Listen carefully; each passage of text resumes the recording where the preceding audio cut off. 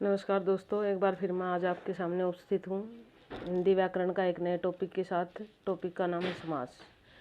बहुत ही महत्वपूर्ण टॉपिक है और हर एक कंपटीशन एग्जाम में इससे संबंधित एक दो प्रश्न आते ही आते हैं। एक तो पक्का है, एक नंबर तो, और बूंद बूंद से सागर भरता है मान के चलिए।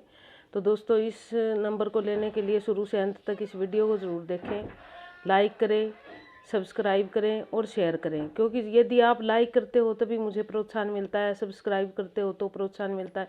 लाइक अवश्य करें, मुझे पता है आप देखते हो लेकिन लाइक करना भूल जाते हो।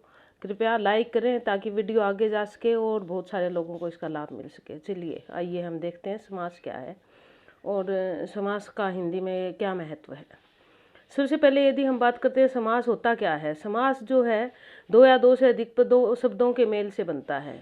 शब्द, जब दो शब्द इकट्ठे हो जाते हैं तो वो एक नया शब्द बनाते हैं और उसको हम पदबंध बोलते हैं।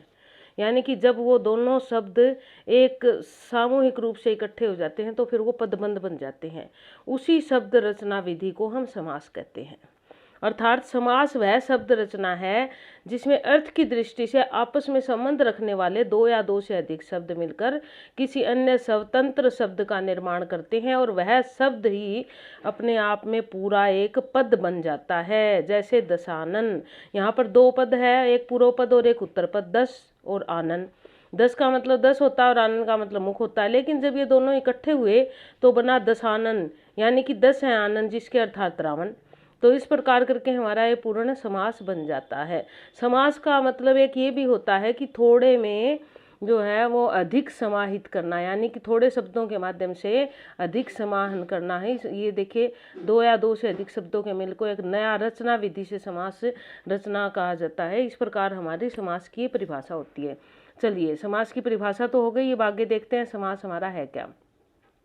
यदि समास रचना के दो पद होते हैं, जैसे कि अभी मैंने बताया, पहला पद जो है वो पूर्व पद कहलाता है और दूसरा पद उत्तर पद कहलाता है।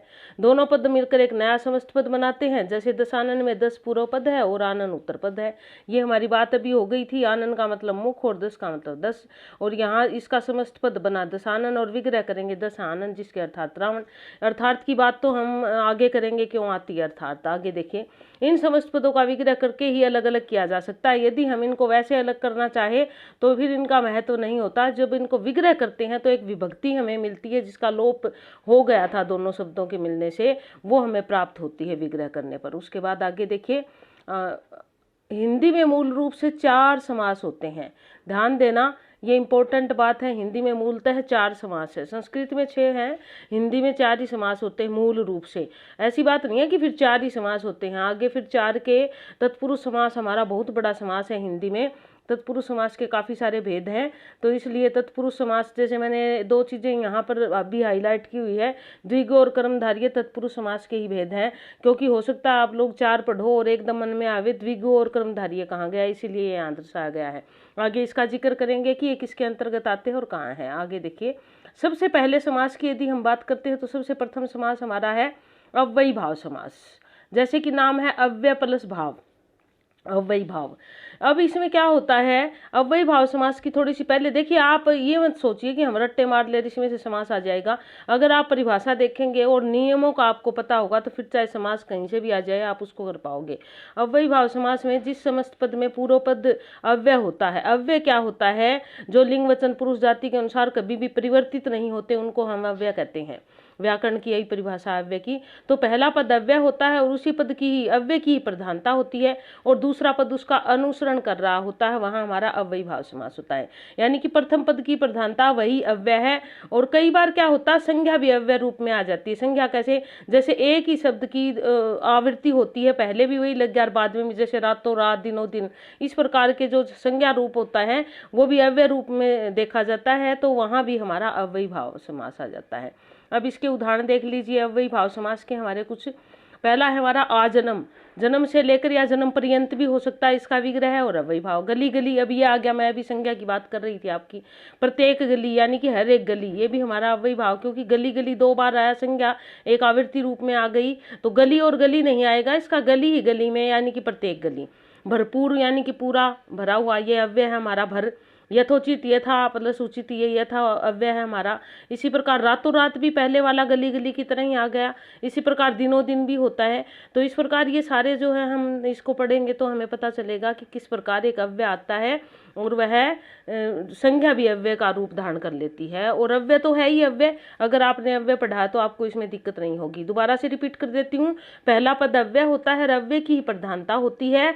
और यदि विग्रह करें तो वह उसका अनुसरण कर रहा होता है, जैसे यथामति, मति के अनुसार। इसी प्रकार कहते हैं दिनों दिन, दिन ही दिन में या दिन दिन में, प्रतिवर्ष प्रत्येक वर्ष या प्रतिवर्ष प्रति, फिर हमारा अव्यय आ गया आजीवन, जीवन पर्यंत या जीवन तक, यथा शीघ्र, शीघ्रता से हो सके या शीघ्रता के अनुसार। तो इस प्रकार के अनुसार हो सके, इस प्रकार के जब हमारा विग्रह करने पर हमें प्राप्त होते हैं तो वहाँ हमारा अव्ययीभाव समास होता है। उसके बाद चलिए अब हमारे दूसरे समास पे चलते हैं। अब दूसरा समास हमारा तत्पुरुष समास। तत्पुरुष समास तत् और पुरुष दो शब्दों के मेल से बना है। तत् का मतलब वह, पुरुष मतलब व्यक्ति, यानी कि वह व्यक्ति, जैसे कि नाम से ही विदित है। जैसे अर्थात वह व्यक्ति मतलब कोई दूसरा व्यक्ति, यानी कि सामने वाला। सामने वाले से अभिप्राय क्या है, यानी कि मैं ना होकर तुम, तुम का मतलब दूसरा पद, दूसरा पद मतलब इस तत्पुरुष समास में दूसरे पद की प्रधानता होती है। तत्पुरुष समास का अर्थ होता है तत्पुरुष अर्थात वह पुरुष जिसमें पूर्व पद विशेषण होने के कारण, ध्यान देना परिभाषा पे, गौण होता है और उत्तर पद विशेष्य होने के कारण प्रधान होता, प्रमुख होता है। सीधे शब्दों में यदि कहें, पहले पद जो होता है वो गौण होता है, गौण मतलब उसका अनुसरण करने वाला, और दूसरे पद की प्रधानता होती है, वहां हमारा तत्पुरुष समास होता है। उसके बाद देखिए तत्पुरुष समास ऐसे सीधा, जैसे अगर हम उदाहरण दें इसका, जैसे राजपुत्र, राजा का पुत्र। अब यहाँ जब तक पुत्र नहीं आया आपको राज आने से पता नहीं चला कि क्या कहना चाह रहे हैं। दूसरा है हमारा तत्पुरुष समास के 6 रूप होते हैं। ये रूप मैंने इसलिए बताया, इसके हम 6 भाग भी कह सकते थे, भेद नहीं है, भाग है इसके या रूप है, आप रूप कहो या भाग कहो। तो इसका यदि हम बात करें, पहला है कर्म तत्पुरुष। आपने कारक की विभक्तियां पढ़ी होगी, 8 विभक्ति होती है, कर्म, करण, संप्रदान, अपादान, संबंध, अधिकरण। और पहला जो है वो कर्ता है और अंतिम जो है वो संबोधन है। तो इसमें पहला और अंतिम छोड़ के बाकी जो 6 विभक्तियां हैं कारक की, उसी के अनुसार हमारा तत्पुरुष का नाम निर्धारित होता है और उसी के अनुसार हमारा तत्पुरुष समास होता है। तो इस प्रकार इसके 6 भाग इस तरह से है, यानी कि विग्रह करते हैं तो जो भी कारक की विभक्ति हमारे पास उपलब्ध होती है वह समास वही समास बन जाता है। तत्पुरुष तो है ही है, लेकिन उस विभक्ति के अनुसार कर्म से लेकर अधिकरण तक 6 भाग उसके हो जाते हैं। अब ये देखिए, सबसे पहले हम बात कर लेते हैं कर्म तत्पुरुष समास की। कर्म तत्पुरुष समास क्या होता है, जिस समास पद में पूर्व पद में कर्म कारक की विभक्ति का लोप हो और विग्रह करने पर वह विभक्ति हमें प्राप्त हो जाती है, यानी कि विग्रह करते हैं तो हमें उस विभक्ति का वह विभक्ति उपलब्ध होती है, वहां हमारा कर्म कारक होता है। अब इसके उदाहरण देख लीजिए, जैसे हमारा आ गया स्वर्ग प्राप्त या ग्रंथकर्ता। अब ग्रंथकर्ता मतलब अगर आप सोच के देखो तो ग्रंथकर्ता का मतलब ग्रंथ और कर्ता अलग अलग तो नहीं है ना। ग्रंथकर्ता का मतलब ग्रंथ को करने वाला। तो कर्म की विभक्ति क्या है, को, हमारे पास को उपलब्ध हुआ, को उपलब्ध होने के कारण ये हमारा कर्म तत्पुरुष समास बन गया। इसी प्रकार हम करते हैं स्वर्ग प्राप्त, स्वर्ग को प्राप्त, यानी कि स्वर्ग में प्राप्त नहीं होगा, क्योंकि हम कई बार विभक्ति में गलत कर देते हैं, में नहीं आएगा, को आएगा। स्वर्ग प्राप्त मतलब स्वर्ग को प्राप्त, तो हमारा क्या हो गया, यहाँ पे कर्म हो गया, क्योंकि कर्म की विभक्ति को है। इसी प्रकार शरणागत, शरण को आगत, तो फिर ये भी इसी प्रकार हमारे पूरी प्रैक्टिस करके देख लीजिए। आप इसके अलावा भी करके देखिए तो आपको समझ आएगा। इसी प्रकार जैसे जल पिपासु, जल को पीने की इच्छा वाला, यानी कि जल को प्यासा, इसका सीधा सीधा ये आएगा, जल पिपासु, जल को प्यासा। तो हमारा क्या हो गया, कर्म तत्पुरुष समास हो गया। ये देखिए जल पिपासु वाला जो है ना, इसमें कई संशय ना हो जाए, जल को पीने की इच्छा वाला, यहाँ पर जो ना इच्छा वाला करेंगे तो थोड़ा सा संशय हो जाएगा। हम इसको सीधा करते हैं, जल को प्यासा, जल पिपासु। अब यहाँ पर ग्रहागत, ग्रह को आगत। इसी प्रकार ग्रंथकार, ग्रंथ को रचने वाला, ग्रंथ का कार, तो ग्रंथ को ग्रंथ का कार्य करने वाला। तो इस प्रकार जो है ना हमारा ये कर्म तत्पुरुष समास हो जाता है। उसके बाद अगला समास आता है हमारा करण तत्पुरुष समास। जिस समस्त पद में पूर्व पद में करण कारक विभक्ति का लोप हो और विग्रह करने पर से विभक्ति, करण की विभक्ति कौन सी है, से विभक्ति है, वह विभक्ति हमें मिलती है तो हमारा जो है वो करण तत्पुरुष समास होता है। अब करण तत्पुरुष समास में जैसे एक उदाहरण दिया गया है रेल यात्रा, रेल से यात्रा, तो ये हमारे पास से उपलब्ध हुआ, से उपलब्ध होने के कारण ये क्या है, कर्ण तत्पुरुष है। अब कर्ण तत्पुरुष के भी कुछ उदाहरण यहाँ पे दिए गए हैं। अब जैसे हस्तलिखित, हाथ से लिखी, यानी कि हस्त से लिखित, तुलसीकृत, तुलसी से कृत। अब ये सारे विग्रह अगर आप देखोगे तो इसमें सी हमारे पास उपलब्ध होता है। प्रेम आतुर, प्रेम से आतुर, ये सारे विग्रह हस्तलिखी, तुलसीकृत, वाण विद, वाण से विधा हुआ, प्रेम आतुर, प्रेम को आतुर, शोक आकुल, शोक से आकुल, तो ये सारे करके देखेंगे तो से उपलब्ध होता है। से उपलब्ध होने के कारण ये हमारे पास जो है हमारा करण, सामान्य ध्यान रखना, करण से जो है अपादान का भी होता है और करण का भी होता है। करण में जो होता है वो सामान्य से होता है जिससे सामान्य कार्य हो रहा होता है, और अपादान में जो से होता है वो होता है अलगाव का भाव। अब करण में से के साथ साथ के द्वारा भी आ जाता है। जैसे मान लो हस्त लिखित, हस्त के द्वारा लिखित, ये आ जाता है तो भी हमारा कर्ण तत्पुरुष समास होगा, ये ध्यान देना। उसके बाद अगला है हमारा संप्रदान तत्पुरुष समास। अब संप्रदान की विभक्ति हमारी क्या है, के लिए। जहाँ पर हमारी विभक्ति संप्रदान जो है यदि हम विग्रह करें तो हमारे पास के लिए उपलब्ध होता है। जब ऐसा होता है तो वो मतलब कि हमारा संप्रदान तत्पुरुष समास है। अब यहाँ पर देखिए, जिस समस्त पद में संप्रदान कारक की विभक्ति का लोप हो तथा विग्रह करने पर हमारे पास के लिए यानी कि संप्रदान कारक की विभक्ति उपलब्ध होती है तो हमारा संप्रदान कारक होता है। अब इसमें जैसे है हमारा देश भक्ति, तो विग्रह करेंगे तो क्या आएगा, देश के लिए भक्ति, के लिए आने के कारण क्या बन गया, ये हमारा संप्रदान तत्पुरुष बन गया। इसी प्रकार इसके अन्य उदाहरण देख लीजिए, जैसे देश भक्ति, देश के लिए भक्ति, रण निमंत्रण, रण के लिए निमंत्रण, कृष्णा अर्पण, कृष्ण के लिए अर्पण, यज्ञशाला, यज्ञ के लिए शाला, क्रीड़ा क्षेत्र, क्रीड़ा के लिए क्षेत्र। ये सारे उदाहरण जो है हमारे क्या है, ये सारे हमारे, क्योंकि के लिए सब में आ रहा है। पशु बलि, पशु यानी कि पशु बलि के लिए पशु, पशु बलि बोलते हैं वैसे तो हम, लेकिन यहाँ पशु बलि नहीं है, पशु के लिए बलि नहीं होती, बलि के लिए पशु होता है, इसलिए बलि पशु।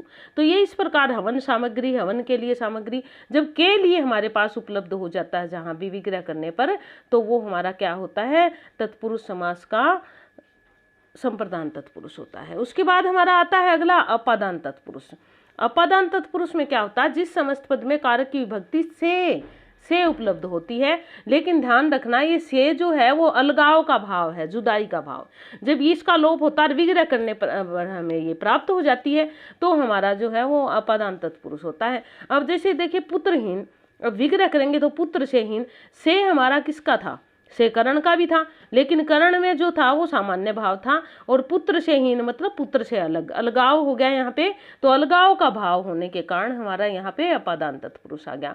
अब इसके उदाहरण देख लीजिए, जैसे पथ भ्रष्ट, यहाँ पर हमारा पहला है जैसे पथ भ्रष्ट, पथ से भ्रष्ट, भयभीत, भय से भीत, पदच्युत, पद से च्युत, ऋण मुक्त, ऋण से मुक्त, देश निर्वासित, देश से निर्वासित। ये सारे हमारे अलगाव के, बंधन मुक्त, बंधन से मुक्त, यानी कि सब अलग कर रहे हैं एक दूसरे से। जब अलगाव का भाई यहाँ पर संबंध आता है तो फिर क्या होता है, हमारा अपादान तत्पुरुष होता है। ठीक है।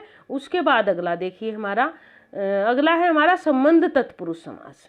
संबंध तत्पुरुष समास में क्या होता है, जिसमें हमारा संबंध स्थापित, यानी कि एक जो ना दूसरे दो चीजें आती है और उनका आपस में दो संख्याओं का संबंध स्थापित करने का जो कार्य करती है जो विभक्ति, उसको हम संबंध तत्पुरुष कहते हैं।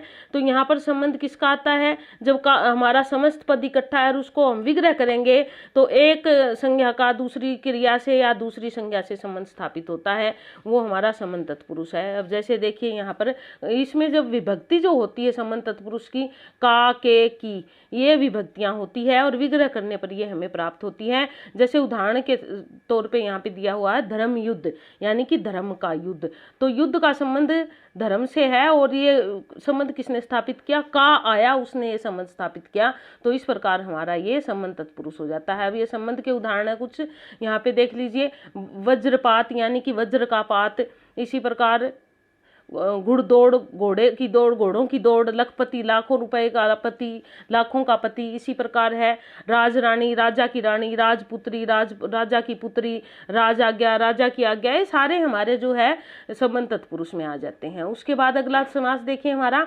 अधिकरण तत्पुरुष समास है अगला समास हमारा।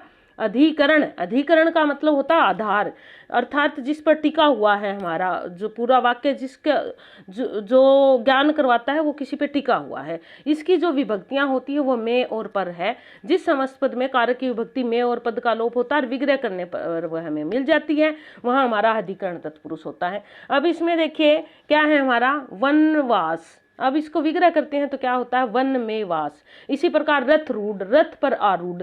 अब यहाँ पर में और पर आने के कारण क्या हुआ हमारा अधिकरण तत्पुरुष समास हो गया।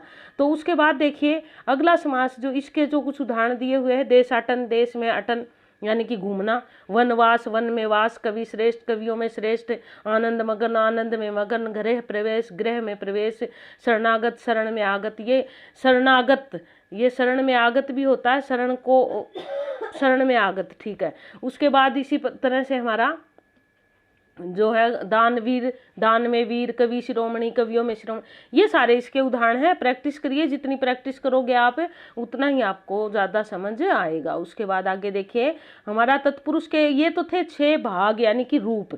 अभी हमारा तत्पुरुष समास मैंने पहले भी बताया था आपको, सबसे बड़ा तत्पुरुष समास है। अगले जो है हमारे 6 भेद है तत्पुरुष के।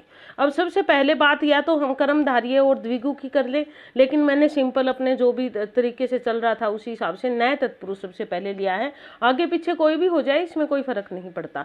सबसे पहला हमारा नए तत्पुरुष। नए तत्पुरुष का मतलब क्या है, जिस समस्त पद में पूर्व पद यानी कि पहला पद ए, अन, बिन, निर, निश, न, गैर आदि होते हैं, वो जो है हमारा क्या होता है नकारात्मकता का भाव होता है। जब नकारात्मकता का भाव जिस समास में आ जाता है, जिसमें न से हमारा विग्रह हो या नहीं से विग्रह हो जाता है, वहां पर हमारा क्या होता है नए तत्पुरुष होता है। अब देखिए यहाँ पर उदाहरण दिया गया है असत्य। अब विग्रह करें तो क्या है न सत्य, सत्य नहीं है उसी को असत्य कहेंगे, तो न सत्य, न लगा के देख लीजिए। अगर आपका वाक्य सही बनता है तो आप ये कन्फर्म हो जाओगे कि ये नए तत्पुरुष ही है। उसके बाद अनदेखी, न देखी या नहीं देखी, न या नहीं लगाइए। अगर न या नहीं लगाने से आपका विग्रह ठीक बन जाता है तो आप ये मान के चलिए कि ये नए तत्पुरुष है।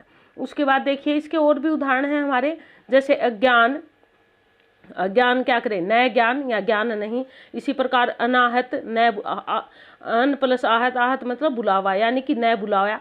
अनावश्यक, न आवश्यक। अनेक, न एक या एक नहीं यानी कि न एक।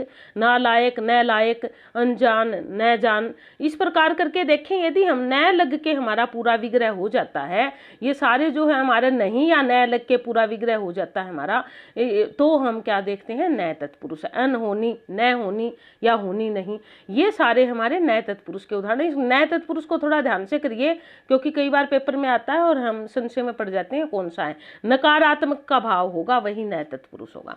उसके बाद इसका दूसरा है लुप्त पद तत्पुरुष समास। जैसे कि नाम से ही विदित दिख रहा है लुप्त पद, लुप्त मतलब लुप्त होना, वह तत्पुरुष समास जिसमें कुछ ये समाज नहीं है, यहाँ समास है, ऐसे होते हैं जिनका मध्य पद लुप्त होता है। मुक्त जो मध्य पद जो है वो लुप्त, मुक्त नहीं आएगा, ये ध्यान देना है, लुप्त आएगा। यहाँ पे मध्य पद लुप्त होता है, दिखाई नहीं देता और विग्रह करने पर प्राप्त होता है, उसे लुप्त पद तत्पुरुष समास कहते हैं। यानी कि जो बीच का पूरा पद लुप्त होता है। पहले तो हमारी विभक्तियां लुप्त थी, लेकिन यहाँ तो पूरा पद जो है वो लुप्त होता है। संज्ञा, सर्वनाम, क्रिया, उसमें से कोई भी रूप हो सकता है, वो लुप्त होता है और जब हम विग्रह करते हैं तो वो हमें प्राप्त होता है। एक उदाहरण दिया है यहाँ पे, इसको ध्यान से करना, कई बार पेपरों में आ जाता है। अगर सीधा तत्पुरुष आ रहा है फिर तो कोई दिक्कत नहीं है, लेकिन अगर उसके तत्पुरुष के भेद आगे फिर समस्या हो जाती है। यहाँ पे तत्पुरुष है तो तत्पुरुष तो है ही है, अगर भेद आ जाते हैं तो फिर हमें पता होना चाहिए। जैसे दही बड़ा, दही में डूबा हुआ बड़ा। अब यहाँ पर डूबा हुआ जो था वो लुप्त था, जब हमने विग्रह किया तो हमारे पास ये डूबा हुआ प्राप्त हो गया, तो यह पद लुप्त होने के कारण इसको लुप्त पद तत्पुरुष समास कहते हैं। इसके कुछ और उदाहरण है, आगे देख लीजिए। रेलगाड़ी, रेल पर यानी रेल मीन पटरी, रेल पर चलने वाली गाड़ी। इसी प्रकार जैसे मधुमक्खी, मधु को इकट्ठा करने वाली मक्खी। अब मधुमक्खी या रेलगाड़ी पर चलने वाली गाड़ी करने वाली मक्खी, ये सारी जो है लुप्त थे और इनको जब हमने खोला तो हमें पता चला। सौर ऊर्जा, सौर से उत्पन्न ऊर्जा। इसी प्रकार गुड़ धानी, गुड़ से मिली हुई धानी। ये जब सारे हम ये जो है हमारे पास ये जो थी ये चीजें ये लुप्त थी और ये हमने जब विग्रह किया तभी मिली। ये बहुत ज्यादा नहीं है, थोड़े थोड़े ध्यान से कर लिए, अक्सर इन्हीं में से पेपरों में आ जाते हैं। उसके बाद अगला देखिए, तीसरा इसका भाग है हमारा अलुक तत्पुरुष समास। अलुक, अलुक लुप्त का मतलब तो लोप हो जाना, अलुक का लुक मतलब दिखाई ना देना, जो दिखाई ना दे। जिस समाज में, यानी कि समास है यहाँ पे, समाज नहीं है, जिस समास में पहले पद की विभक्ति का रूप नहीं होता, अर्थात पूर्व पद अपने मूल रूप में ही रहता है, यानी कि उसमें कोई भी विभक्ति जो है वो छुपी हुई नहीं रहती, दिखाई देती है। अब यहाँ पर जैसे युधिष्ठिर है, बहुत बार आता है पेपरों में, अगर तत्पुरुष आ जाता है फिर तो कोई दिक्कत ही नहीं है, लेकिन अगर तत्पुरुष के भेद आएंगे तो दिक्कत हो जाएगी हमारी। अब यहाँ पर क्या है, युधिष्ठिर, अगर इसको खोल लें तो युद्धि और स्थिर दो चीजों से मिला है, दोनों चीजें अपने आप में पूरी बात बता रही हैं यहाँ पे। युद्धि स्थिर, अगर इसका हम विग्रह करेंगे तो युद्धि में स्थिर, फिर आप कहोगे जी ये तो वो चला गया में और पर, तो अधिकरण में आ गया। अधिकरण नहीं आएगा, में नहीं आएगा, युद्धि स्थिर आएगा बस। इसका ये सिर्फ समझाने के लिए बताया गया है आपको। अगर इसको करें युद्धि स्थिर, सिर्फ यही आएगा इसका। मन सिज, मन सिज यही आएगा इसका, मन में उत्पन्न। अगर इस प्रकार आप देखोगे तो फिर आप अधिकरण पे चले जाओगे तो मन सिज। इसी प्रकार वाचस्पति, वाणीपति, वाच है पति। इसी प्रकार विषंभर, विषोभर। इसी प्रकार जो है ना खेचर, खे और चर। इसी तरह करके हम इसका विग्रह करते हैं। तो ये हमारा होता है अलुक तत्पुरुष समास। उसके बाद अगला समास आता है हमारा उपपद तत्पुरुष समास। अब कोई था लुप्त पद, कोई था अलुक पद, अब एक आ गया हमारा उपपद तत्पुरुष समास। हो सकता है आपको थोड़ा सा मुश्किल लगे ये चीज, लेकिन सीधे तत्पुरुष तो है ही। ये मैं इसलिए समझा रही हूँ कि पिछले किसी एक स्टेट के पेपर में तत्पुरुष के भेद पूछ लिए थे, तब बड़ी दिक्कत हुई थी। छोटी सी बात है, कोई लंबी चौड़ी नहीं है, इसलिए इसको हम ध्यान से देख लेते हैं।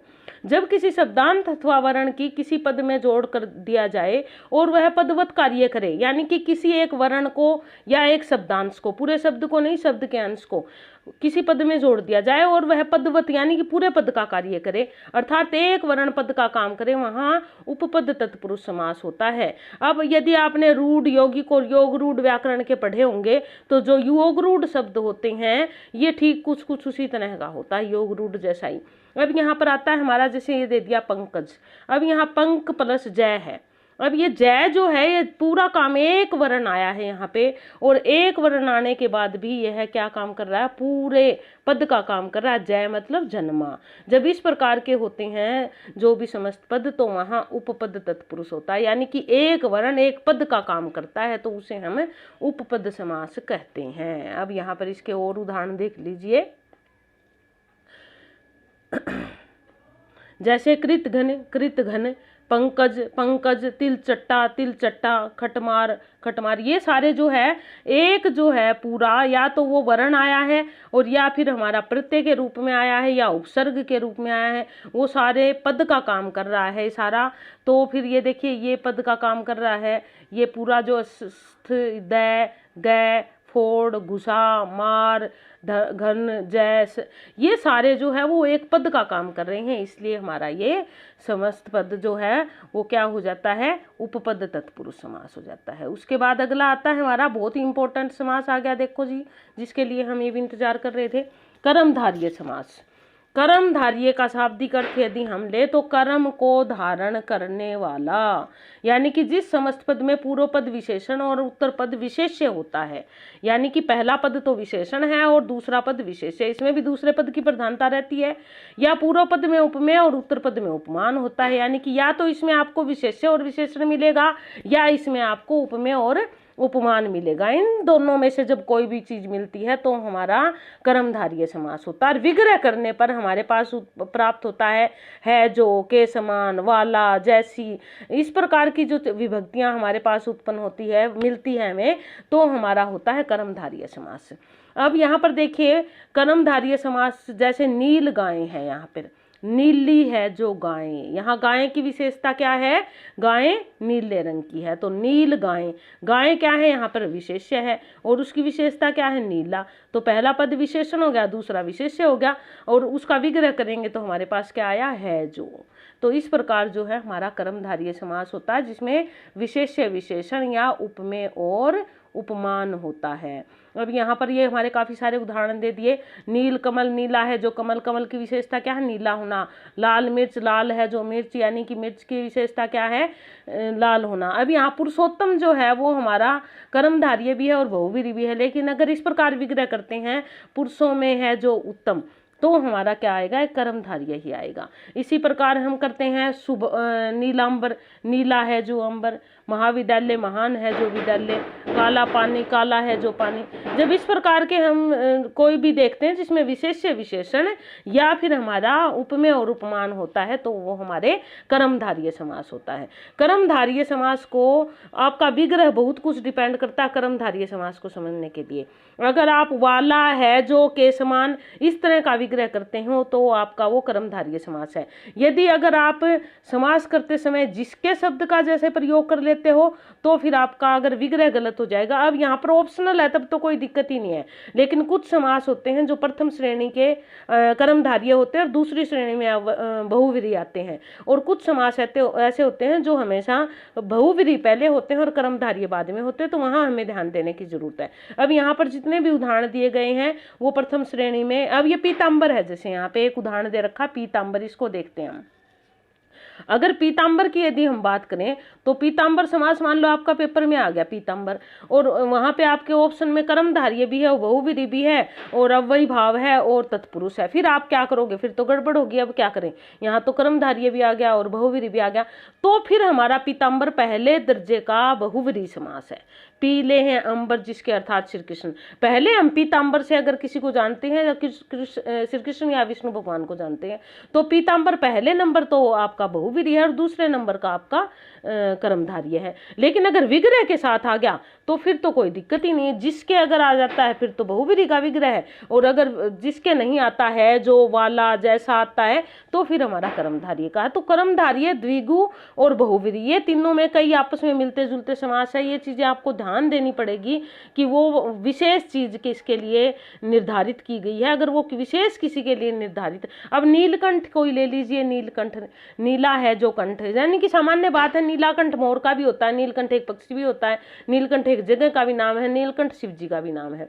तो नीला है जो कंठ यानी कि कर्मधारय है, लेकिन नीलकंठ जो है दूसरे नंबर पे यदि हम बात करें तो शिव के लिए निश्चित किया गया है नीलकंठ, तो ये बहुव्रीहि समास भी है हमारा, तो इसमें हमें थोड़ा ध्यान देने की जरूरत है। अब सज्जन, सत है जो जन, सज्जन तो आम लोग किसी के लिए भी, अच्छे व्यक्ति के लिए सज्जन शब्द का सामान्य प्रयोग होता है, यह विशेष नहीं है, लेकिन इसको हम विशेष बना सकते हैं किसी व्यक्ति विशेष के संदर्भ में, लेकिन प्रथम दर्जे का कर्मधारय समास ही है। तो ये चीजें हमें थोड़ी सी ध्यान देनी पड़ेगी कि ये कर्मधारय है। मृगनयनी है, मृगनयन है, ये हमारा कर्मधारय पहले नंबर पे है, क्योंकि मृगनयनी तो बहुत सारे हो सकते हैं, और दूसरे नंबर पे जो है बहुव्रीहि में चला जाता है। तो ये चीजें हमें कर्मधारय और बहुव्रीहि में ध्यान देनी पड़ेगी। ये हम थोड़ा सा अगर चिंतन मनन करें तो आराम से समझ आ जाता है हमें। चलिए उसके बाद हम देखते हैं आगे हमारा द्विगु समास है अगला जी। द्विगु समास में क्या है, ये हमारा आपको ध्यान होता है तत्पुरुष के ही चल रहे हैं भेद, द्विगु भी कर्मधारय और द्विगु तत्पुरुष के कई जगह आपको दो ही भेद मिलेंगे। मैंने यहाँ पे चेक करवाए हैं, जो तत्पुरुष के छोटे छोटे अक्षर लोग छोड़ देते हैं वो मैंने इसीलिए करवाए हैं कि अगर आपके वो आ जाए तो आप संशय में ना पड़ो और उसको समझ पाओ। द्विगु समास देखिए, द्विगु, अब पहले अगर हम इसको लें द्विगु को तो पहले इसके नाम में इसका भेद छुपा हुआ है, दै वी, द्वि, द्वि मतलब दो, दो क्या होगी, संख्या होगी। तो इस समस्त पद में जो है उत्तर पद प्रधान होता है और इसका पहला पद जो है वो हमेशा संख्यावाची होता है, ये ध्यान देने की जरूरत है। द्वंद्व और द्वि में दरअसल कई बार गड़बड़ हो जाती है, घबरा जाते हैं भाई द्वंद्व कौन सा द्वि कौन सा है, द्विगु कौन सा। द्वंद्व अलग है, द्वि, जब आप द्वि पढ़ते हो तो मतलब दो, दो का मतलब संख्या, जिसका प्रथम पद संख्यावाचक होता है वह द्विगु समास होता है। अर्थ की दृष्टि से यह समास समूहवाची होता है, यानी जब हम विग्रह करते हैं तो हमारे पास दो ही शब्द जो न प्राप्त होते हैं, या तो समूह है और या समाहार। बात एक ही है, आप समाहार कह सकते हो, जो चीज बिल्कुल एक दूसरे में मिली हुई है उसके लिए समाहार कह सकते हो, और जो अलग अलग होकर एक जगह इकट्ठी हुई है उसके लिए समूह शब्द का प्रयोग कर सकते हो, बात एक ही है। जैसे यहाँ पर हमारा एक उदाहरण दिया हमने त्रिफला, तो यहाँ पर 3 फलों का समाहार या 3 फलों का समूह भी कहेंगे तो भी गलत नहीं होगा, यानी कि 3 फलों का समाहार। तो ये क्या हो गया हमारा द्विगु समास हो गया। लेकिन इसमें भी वही बात है जो अभी मैंने कर्मधारय में आपको बताई है, कुछ द्विगु ऐसे हैं जो हमारे बहुव्रीहि में चले जाते हैं। कौन से भाई? वो है जो किसी के लिए निश्चित कर दिए गए हैं। यदि हम देखिए दशानन की बात करें तो दशानन का भी प्रथम पद तो संख्यावाचक है, लेकिन संख्यावाचक होने के कारण दशानन तो एक ही था पूरी दुनिया में, तो वो सामान्य बात नहीं, वो विशेष बात है दशानन, जिसके अर्थात रावण।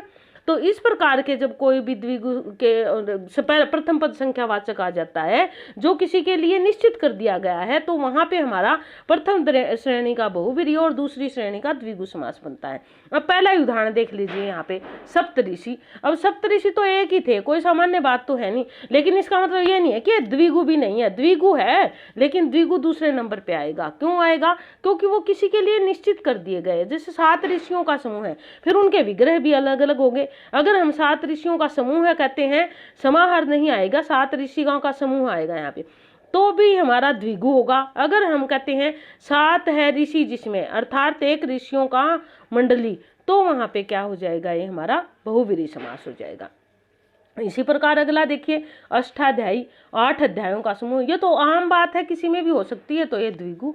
त्रिभुवन, 3 भुवनों का यानी कि 3 लोकों का समूह है, तो ये हमारा द्विगु हो गया। पंचवटी, 5 वटों का या वृक्षों का समाहार, तो यह भी हमारा द्विगु हो गया। इसी प्रकार हम अठन्नी, चवन्नी, दवन्नी, जो ना प्रत्येक, ये सारे जो है हमारे के, प्रत्येक इसमें नहीं आएगा, सॉरी, प्रत्येक तो हमारा अव्ययी भाव में, क्योंकि प्रति अव्यय है।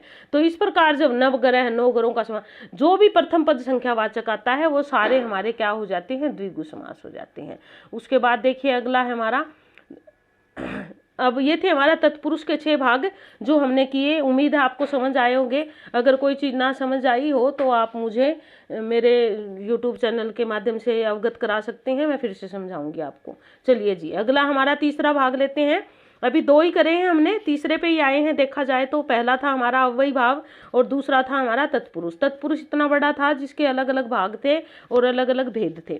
उसके बाद तीसरा समास आता है हमारा द्वंद्व समास। द्वंद्व, इसके आगे वह और आएगा भाई, ये लिख लेना थोड़ा सा, द्वंद्व, और इसके नीचे हलंत। द्वंद्व समास का अर्थ जैसे कि यहाँ दिखाई दे रहा है, द्वंद्व की कुश्ती। कुश्ती किसमें होती है भाई? कुश्ती तो 48 किलो वाला 48 किलो से करता है और 52 वाला 52 से करता है, तो कुश्ती तो समान भार वर्ग में होती है। तो यहाँ भी समान भार वर्ग होता है दोनों, यानी कि दोनों पद प्रधान होते हैं। जिस समास में दोनों पदों की प्रधानता होती है, कोई भी पद गौण नहीं होता, और यदि हम इनका विग्रह करते हैं तो इनको जोड़ने के लिए समुच्चय बोधक अव्यय होते हैं, यानी कि और, तथा, या, अथवा, इस प्रकार के जो है वो विभक्तियां हमें मिलती है। 90 से 92% तक तो और मिलती है, 5-7% जो तथा, या, अथवा वो मिलती है आपकी। तो इसलिए तथा, अथवा, या ये कहाँ मिलती है? अगर ना भी लगाओ तो और से काम चल जाता है हमारा। अब यहाँ पर उदाहरण दिया गया है, जैसे दोनों पदों की प्रधानता जिस समस्त पद में, माता पिता। अब देखिए माता और पिता, इनके बीच में जो ना एक छोटी सी रेखिका होती है अक्सर, लेकिन ये नहीं है कि जिसके बीच में रेखिका नहीं है तो वो नहीं है, क्योंकि कई ऐसे भी होते हैं जिसके बीच में रेखिका नहीं होती, तो वो भी जो है ना, यदि दोनों बराबर हैं तो वो हमारे द्वंद्व समास में आते हैं। अब यहाँ पर क्या है? माता और पिता, यानी कि और योजक के द्वारा दोनों को हमने अलग कर दिया, लेकिन माँ का अपना महत्व है और पिता का अपना महत्व है। तो इस प्रकार दोनों जो है ना पदों की अपनी प्रधानता होती है, दोनों पदों का अलग अलग महत्व होता है। जैसे यहाँ पर हमारे उदाहरण देखिए, अन्न, जल, अन्न और जल, अन्न का अपना महत्व है और जल का अपना है। इसी प्रकार पाप, पुण्य, पाप या पुण्य आएगा इसका विग्रह, क्योंकि एक समय में दोनों नहीं हो सकते, या तो पाप हो सकता है या पुण्य हो सकता है। तो इस तरह के विग्रह करने में पाप अथवा पुण्य या पाप या पुण्य इस प्रकार का प्रयोग हो सकता है। लेकिन इसका मतलब ये नहीं कि आपने और लगा दिया तो गलत हो गया, ये भी ठीक है।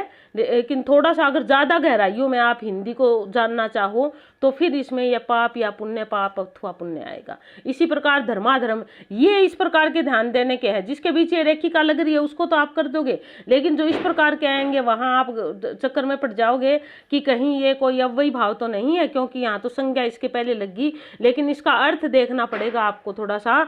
तो इसलिए धर्म और अधर्म दोनों को मिलके धर्माधर्म बना है। यहाँ पे रुपया और पैसा, दूध, दही, दूध और दही, आबो हवा, ये आ गया आब और हवा। आब मतलब पानी और हवा मतलब हवा।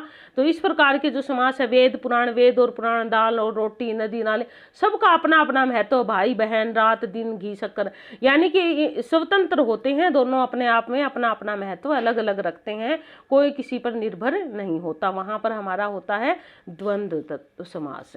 उसके बाद चलिए जी अगले पे आते हैं। चौथा और अंतिम समास है हमारा, थोड़ा थोड़ा मैंने पहले भी बताया आपको। चौथा समास हमारा क्या है? बहुव्रीहि समास। सबसे पहले तो आप बहुव्रीहि पे ध्यान दीजिए, बहुव्रीहि नहीं होता। बहुत से बच्चे बहुव्रीहि बहुव्रीहि करते रहते हैं, बहुव्रीहि नहीं होता, बहुव्रीहि समास होता है। अब बहुव्रीहि समास में क्या है? जिस समस्त पद में दोनों ही पद गौण होते हैं, गुण नहीं है, गौण है, यहाँ पे गौण आएगा, ध्यान रखना, गौण, दोनों ही पद गौण होते हैं, यानी कि दोनों, किसी भी पद की प्रधानता नहीं होती, दोनों मिलकर किसी तीसरे पद की ओर इशारा कर रहे होते हैं, कोई और की बात कर रहे होते हैं, और कुछ कहते हैं वह तीसरा पद ही प्रधान होता है, जिस तीसरे की वो बात कर रहे होते हैं दोनों मिलकर, वही तीसरा पद ही प्रधान होता है। विग्रह करने पर यदि हम विभक्ति का नाम ले तो जिसके और जिसकी ये हमारे पास जरूर उपलब्ध होगा, और फिर जिसके और जिसकी का हम प्रयोग कर रहे हैं उसका वर्णन भी करना होगा यहाँ पे। जैसे यहाँ पर देखिए हमारा आ गया पीतांबर, यहाँ पीतांबर,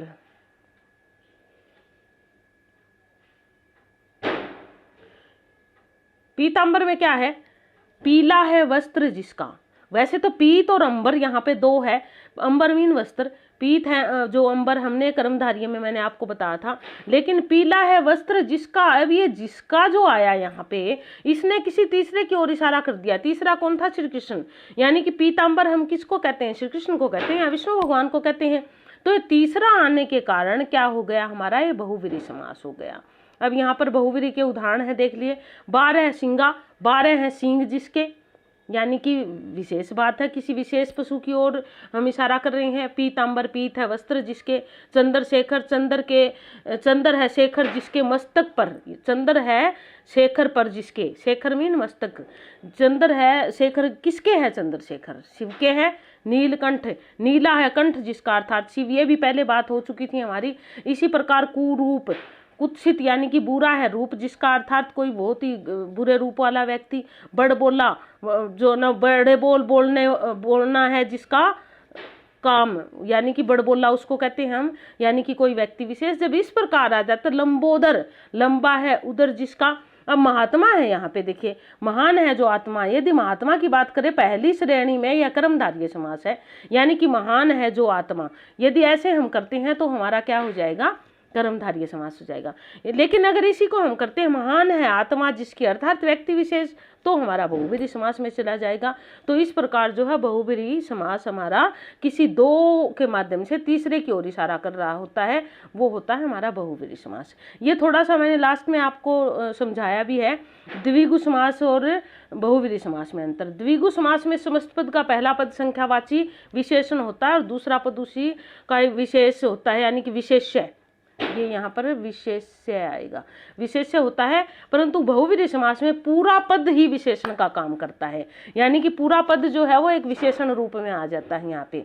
अब कैसे आ जाता है देख लीजिए। अब हमने कहा 10 आनन, यदि हम 10 आनन, 10 आनन का समाहार यदि ऐसे करें तो यहाँ 10 जो है वो क्या है? विशेषण बन गया, और आनन उसकी विशेषता होगी। और यदि हम इसको बहुव्रीहि में ले तो 10 है आनन जिसके, तो यहाँ पर विशेष, सारी बात विशेष है, यानी कि कोई व्यक्ति विशेष, यानी कि रावण था वो, तो उसके लिए प्रयोग हुआ, तो पूरा पद ही विशेषण रूप में आ जाता है। उम्मीद करती हूँ कि ये बात स्पष्ट हो गई होगी। उसके बाद अगली देख लीजिए, एक और है कर्मधारय समास और बहुव्रीहि समास में अंतर, इसको भी देख लेते हैं। कर्मधारय समास और बहुव्रीहि समास में क्या अंतर है?